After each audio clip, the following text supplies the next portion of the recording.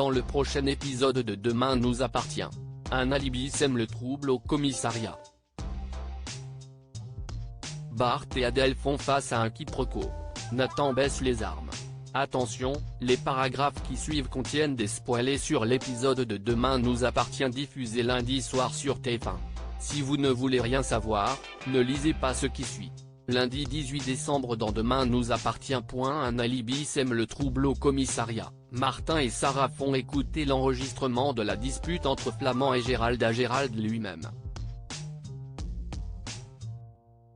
Ce dernier fait mine d'être attristé d'entendre la voix de celui qu'il décrit comme un vieil ami. Il raconte qu'il s'était mis d'accord pour qu'il achète sa maison jusqu'à ce que Flamand lui annonce qu'il voulait la mettre en viager. Gérald avoue l'avoir mal pris, mais cela faisait un moment que leur lien n'était plus aussi fort. En ce qui concerne le moment de la mort de Flamand, Gérald déclare avoir un alibi, il faisait de la randonnée. Jack et Ryan, qu'il a croisés, peuvent le confirmer. Pendant ce temps à l'hôpital, Bastien se rend en douce au chevet de son père, toujours dans le coma. Il lui annonce que sa greffe a fonctionné, puis le supplie de se battre pour survivre. Au fur et à mesure, John commence à ouvrir les yeux. En parallèle, dans la salle de repos, Benjamin et Victoire se réconcilient pour de bon. Benjamin s'excuse d'avoir mal réagi en apprenant son IVG, d'autant qu'il reconnaît, avec le recul, qu'elle a bien de lui avoir caché à l'époque. Bastien les interrompt pour les alerter du réveil de son père. Benjamin se rend aussitôt au chevet de son ami. Bastien étant retourné dans sa chambre, le pédiatre organise une visio entre père et fils. Bastien peut alors lui répéter qu'il a été sauvé par la greffe de Diego. John est soulagé. À présent, il est temps pour lui de se reposer. Au commissariat, Sarah interroge Jack et Ryan. Ces derniers confirment qu'ils ont croisé Gérald vers la tombée de la nuit et qu'il les a aidés à monter leur tente. Les ados confient ensuite que Gérald s'est même incrusté avec eux toute la nuit. Ils ajoutent avoir été réveillés par du bruit vers 5 h du matin. Mais quand ils se sont levés 2 heures plus tard, Gérald était encore là. Sarah décide de se rendre directement à l'endroit où les ados ont croisé Gérald. De retour au commissariat, elle informe Martin que son alibi tient la route. En effet, il est impossible que Gérald ait fait l'aller-retour entre son campement et la maison de Flamand entre 5 h et 7 h du matin. Martin suppose que Gérald a fait appel à un complice. Or, d'après ses comptes en banque, il n'aurait pas les moyens d'en payer un. Gérald étant innocenté, les policiers repartent à la case départ. À l'hôpital, Benjamin découvre soudainement que John a disparu de sa chambre. La policière chargée de surveiller sa chambre révèle qu'un infirmier est venu le chercher pour l'emmener faire un examen.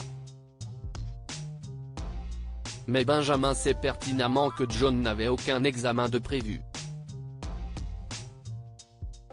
En effet, c'est Gérald, déguisé en infirmier, qui s'est débrouillé pour emmener John. Il le laisse dans une buanderie, inconscient. Quelques minutes plus tard, Benjamin le retrouve. En constatant qu'il ne respire plus, il lui prodigue un massage cardiaque. Bart et Adèle s'éloignent au spoon. Mona expose à Bart ses idées pour changer le menu de Noël. Mais ce dernier ne l'écoute pas vraiment, trop occupé à choisir un tailleur à offrir à Adèle sur internet. Mona ne peut s'empêcher d'être étonnée que ça soit vraiment son style. Bart rétorque que c'est pourtant sa compagne qui lui a précisément demandé un tailleur. N'ayant pas réussi à trouver quelque chose sur internet, Bart se rend finalement dans une boutique chic de Sète pour acheter un tailleur à Adèle. Il rejoint ensuite Roxane au marché de Noël afin de le lui montrer et d'avoir son avis. Honnête, Roxane déclare que le tailleur n'est pas du tout à son goût. Désespéré, Bart confie que les choses ne s'arrangent pas entre lui et Adèle. Roxane essaye alors de trouver du positif à la situation, elle suppose qu'Adèle a envie de se détacher de Loïs, d'où ses nouvelles envies en matière de vêtements. En rentrant chez lui, Bart révèle à Adèle qu'il a trouvé le tailleur qu'elle lui a demandé. Cette dernière explique qu'il a mal compris ses propos car elle lui a dit qu'elle avait envie d'ailleurs.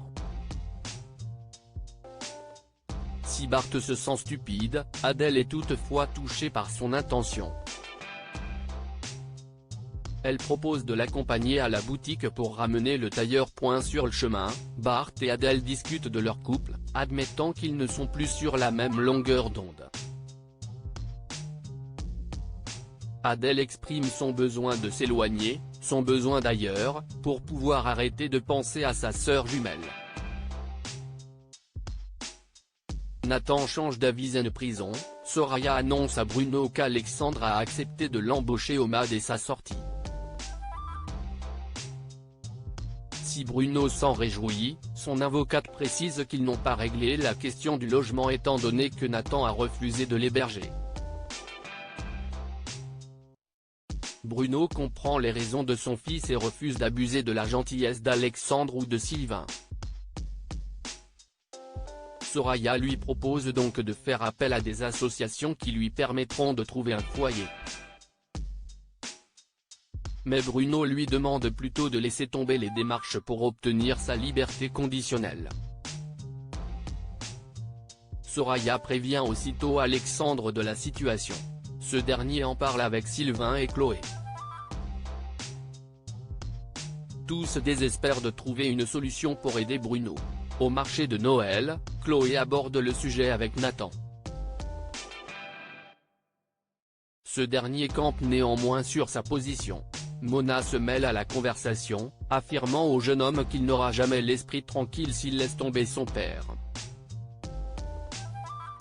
Finalement, Nathan va voir son père en prison pour lui annoncer qu'il accepte de l'héberger temporairement. Il précise toutefois que c'est temporaire et qu'il a intérêt à se trouver un autre logement dès sa sortie. Bruno lui promet de le faire. Nathan ajoute également qu'il ne croit plus à ses belles paroles et qu'il ne lui pardonne pas pour autant.